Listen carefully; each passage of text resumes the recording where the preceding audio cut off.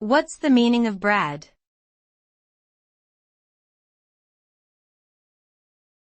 Brad.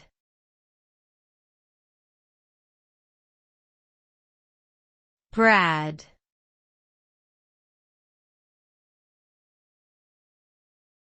Brad.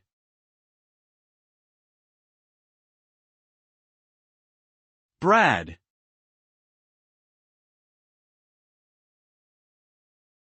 Brad can have different meanings depending on the context.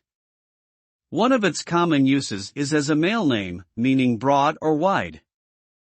Another possible meaning is a thin nail with a wide head, used to join two pieces of wood together. In some slang contexts, Brad might be used to refer to a boring, uninteresting person.